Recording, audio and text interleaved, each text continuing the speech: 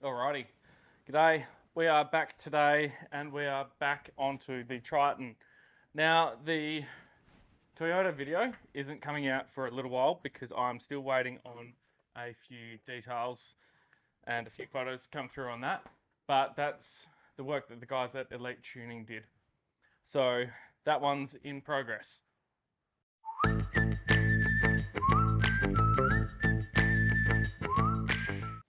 We are today back at the Triton, which is the primary work ute now that the 79 series is just out of action. It's in Esperance. It needs a new transfer case. No, the transfer case is fine. It needs a new gearbox because the main shaft is shafted. And I've got a video somewhere where we look at that. So this is the ute that runs an angle on the back and it's got a Starlink on the top. And that's the antenna accessories mount for a chop down Gen 2 Starlink. It's not my favorite mount, but it's just sort of stuck with us for this whole time. And yeah, it's working. Now this car was set up with Starlink and the system was not exactly the best. What it was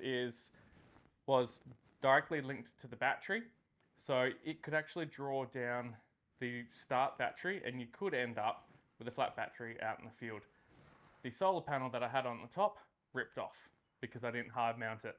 I am looking at putting a roof rack on this, and at that point we could always put a Starlink up on the top and have a solar panel, and it would give us a little bit of access. You know, we could always put other stuff up on the roof.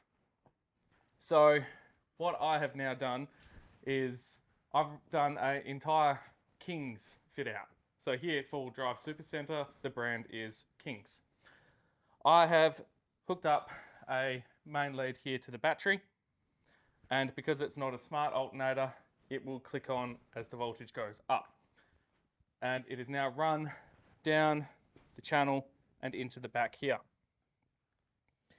Now, the cable then runs behind, and we've got our signal wire. I'll explain that in a moment. Around to the other side of the vehicle. Our King's 100 amp hour lithium battery, slimline, and it's in there mounted up with a strap to hold it in. No custom mount, nothing fancy. That runs down to a common earth, so it's a non-isolated earth system, but I put a bus in here so I've got a main line all the way back, so I've got a perfect earth at the back here to work with. Into a basic King's 25 amp charge controller, and then that goes up to these two buses, and this relay here is to this mini Anderson plug, which goes into our Starlink. The white light there, which is our signal wire, is the relay control from the front of the vehicle, so you can turn the Starlink on and off. Now, being a separate battery means that we shouldn't get any voltage surge when starting, so the Starlink will stay on no matter the status of the key. Actually, before we get into Starlink, I'm going to fire up the engine and check our charging status off that unit. All right, engine bay is clear, nothing's in there, no birds. Let's go for the start.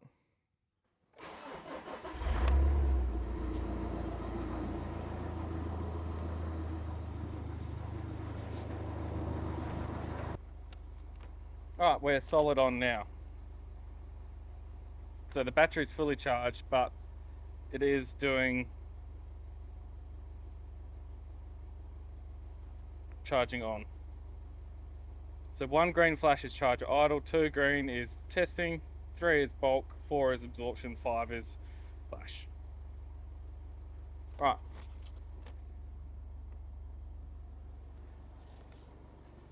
So this doesn't have that extra blue line on these charge controllers, which is for ignition status. I didn't want to run one in here. I didn't run one in the 200 series either. Or did I? I may have. Because it didn't have a smart controller. Smart alternator. Now I've got this micro Anderson plug here. And we'll go over to what that plugs into. All right, so I've talked about my hack jobs on Starlink units previously, and last week I'd installed the Starlink conversion unit. But what I've found is that that unit, being a 12/24 volt, is actually more convenient for me to put into another vehicle like one of the trucks. So I've pulled it out of this and I'm going to set it up in another vehicle so I can hot swap our Starlinks. So that unit is put on pause because it's multi-voltage. And I still recommend these things are quite handy. Those and the cowfish are great. So what we have here is a standard Starlink router. So just a normal one like that. But I have pried the glass off here and I've pulled this heatsink off. Now, not sure how we're going to go because the way I've wired this one up is a little different to how I did the Land Cruiser, and it looks like they've made a few changes between versions when you rip these off, but I've now got my leads running in here. So what you've got here is a little pin out position, and if we go into the photo, like zoom, hopefully we can half focus.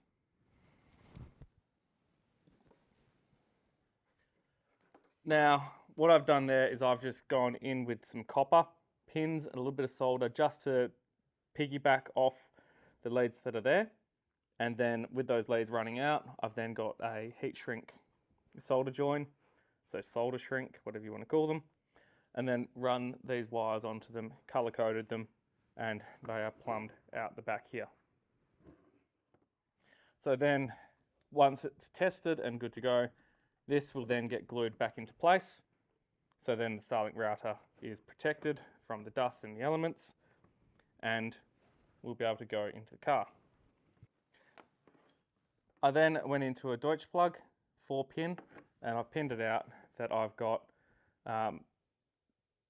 12 volt one side, 48 volt on the other side. And then I've got a 12/48 converter, much like you would see and recognize from our Starlink unit conversions, and you would have seen that in the cowfish one. And then that is pinned in to this. So we've got the other side, and then this 12 volt lead goes into the Anderson plug, mini Anderson plug. So that means that this Starlink will plug into there, this will go into the car, and it also means that we can pull this power unit system out and this Starlink router and put it into another vehicle if we want to hot swap it.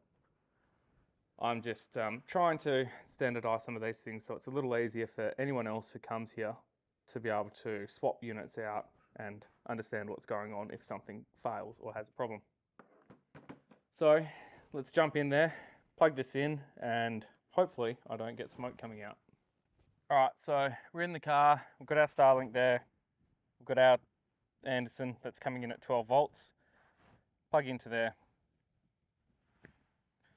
and let's grab our Deutsch plug, and we've got a good connection. I've got the Starlink line, and the issue I was having with the other unit was my cabling. So I've got that fixed up. She's plugged in. We're inside. Oh, I might have enough length. All right, we are plugged in all the way, and we're leaning precariously out the back on a ammo tin pointing out that way. So it could possibly get online. Now, in this Triton, I've got the power switch at the front here. Blue is on, and nothing's gone fizzle or pop. So we're just testing this before I glue everything back together, because I would hate to get it to this point, glue it up and have it not work. There we go, we've found it. So we're just joining it up, and I'll do a proper driving test once I've got this glued back together. Just gonna open up my Starlink statistics, and yep, we've got a connection. So this cable is fine. We're going through to the Starlink dish, and we've got the power on. So I'm happy with that. Let's see if it's actually able to see any satellites. It looks like they've updated the app. Interesting. There we go. So they've done an update on the app. So what I'm going to do is set this glue up, and then I will get to mounting this behind the seat. And once we're done there, we'll go for a quick drive. Right, so she's fitted up and in there now. I've got the weatherproof plug, and I had to change it because, well, one, this is off the type that failed, but they've changed that design on that. So that is in down the back there. Starlink's up the top. She's booting now. It's not going to matter that much because I'll start up and drive out, but it is tucked in. Standard Starlink router with that little hack job. The voltage converter's there. Everything else is tied in and rigged up. That little cover's not ideal, but it's done. So, probably need new seat covers. Let's fire it up and go for a speed test. Right, so screen recorder is on. Media and mic, start recording.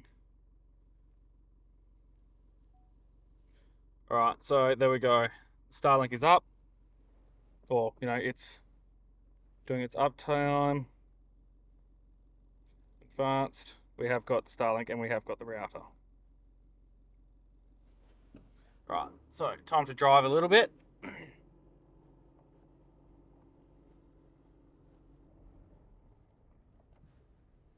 So a question was raised with me about, using my phone whilst driving.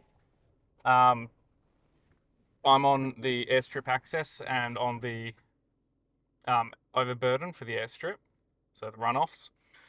So this is private property here, so that's why we can come here. It's a controlled area, and I can do things like do a speed test while we're driving without breaking the law. So we've just come back online. So I'm going to give it a moment just to stabilize. Now, Starlink has significantly improved the latency. So we're getting 30 millisecond latencies here, which is pretty damn awesome for the middle of the outback.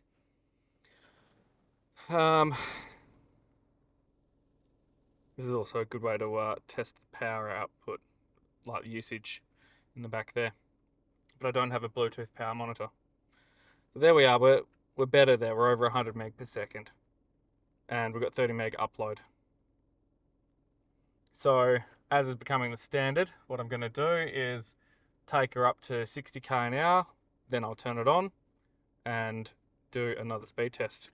When we're at the other end, where we've got no interference with the house Wi-Fi, I'll do that little bit of a distance test.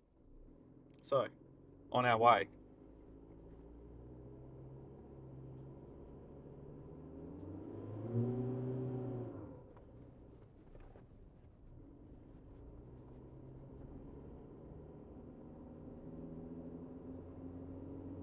Right, 60.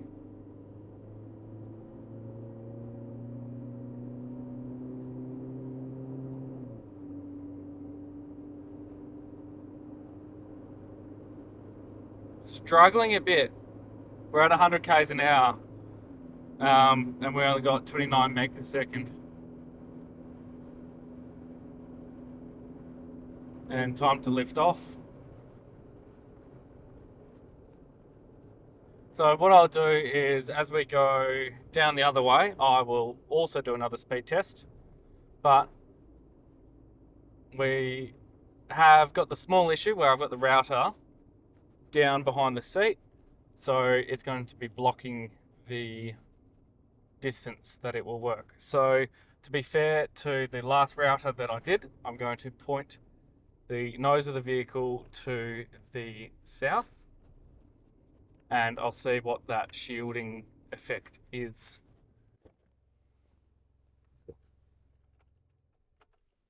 Now, we should have no interruption at all when we turn the car on and off. So while we're here, static, we've got 200 meg per second. So we're not bad. 130, it's dropping pretty hard. 40 meg per second upload.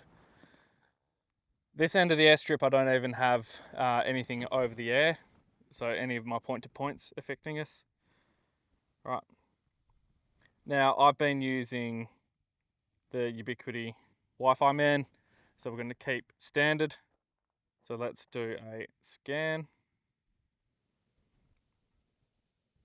And it's got its 2 channels. So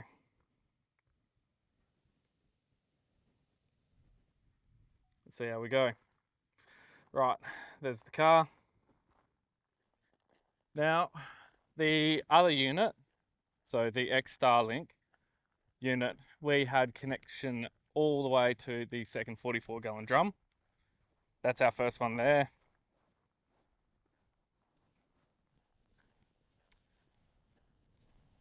So I am not expecting this to do as well because it is hidden. Right.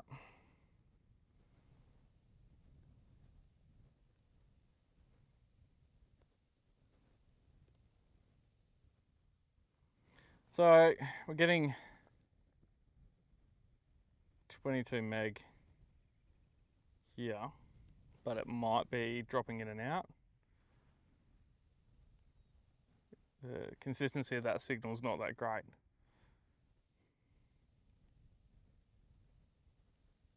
$20 meg and 12 up.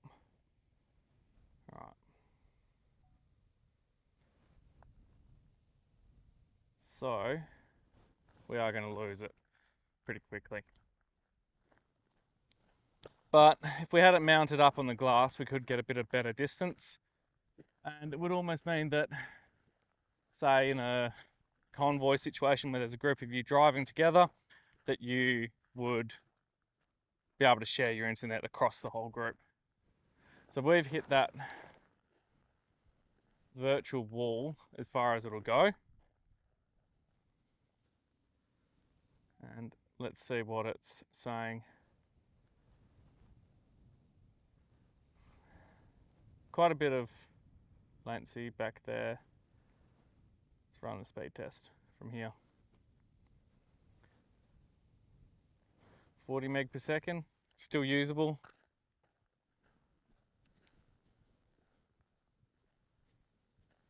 And lower upload. Right, that is still, it's good enough. It's not going to be, sorry, I'll put some behind you. It's good enough. It's not going to be our awesome live streaming out from the car, but if we have it pointing the right direction, we'll be all right. Certainly going to cover us for our connection that we need for when we're working and we're in a remote site, and having that better stability in our power and the confidence that it's not going to run the start battery flat is, yeah, it's going to be good.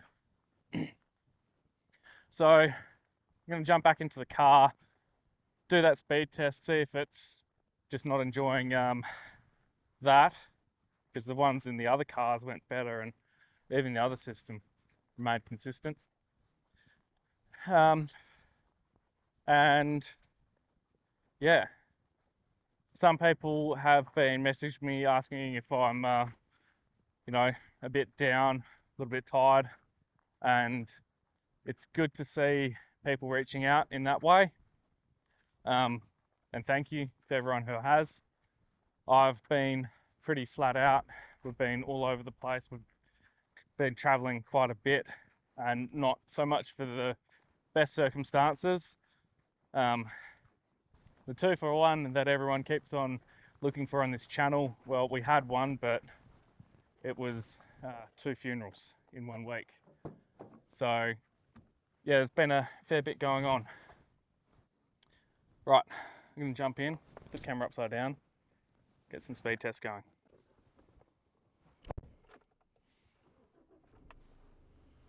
Right, so all of that should have stayed on because it's on a separate battery.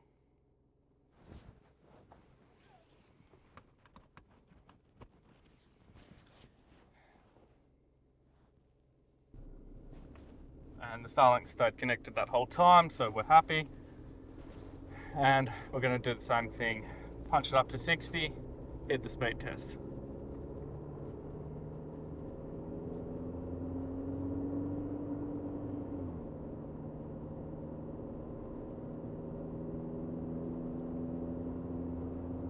Alright, looks like it's stabilised. We're doing pretty good. And our upload speed is 50 meg per second. So it's actually doing a little bit better there than usual. We're at 100 k's an hour. So time to lift off. Yeah, so this episode's kind of showing you a little bit of one, just doing those little updates on this, throwing those batteries in there. It wasn't super expensive. I went for a larger one than a super slim line because I didn't need to go so small. And doing the hack job, that's very much thanks to Tuck's truck tutorial for this Starlink router in here, which frees up that Starlink unit to be able to put into a truck or something that's 24 volts, like the grader. Who knows? Which will mean that we can do live tracking on our vehicles when you're out on the job. So that's kind of handy, but especially be able to take this ute out, switch the Starlink over to that, and have those comms up all the time. So I'd like to say thank you to everyone for being a part of the channel. Thank you to all of those who have reached out to see how I'm going. Eventually I will get enough sleep and get cranky again.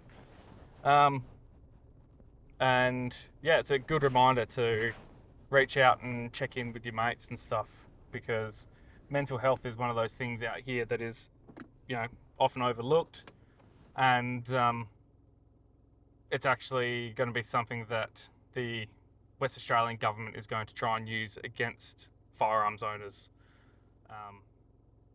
which is really not a good idea, because what it does is it further stigmatises talking about mental health and the challenges you face in the outback. So good work there, guys. That's some very poorly thought out legislation if you use it as a stick rather than checking in with people and seeing if they're okay. Yeah, so I'm going to keep up the fight as I always do. I'll get some more stuff edited up, and it'll be a little while before I get some of the other stuff up, but we're getting there. So thanks everyone, and I will see you around. One of the things that I forgot to mention, and it was in a short, was that the Engel in Jasmine's car, so it is inside the vehicle, has died after 8 years of service, or 6 years of service, I can't remember. The thing is that it has been inside a vehicle for most of its life, and it did 400 kilometers on the back and then it died.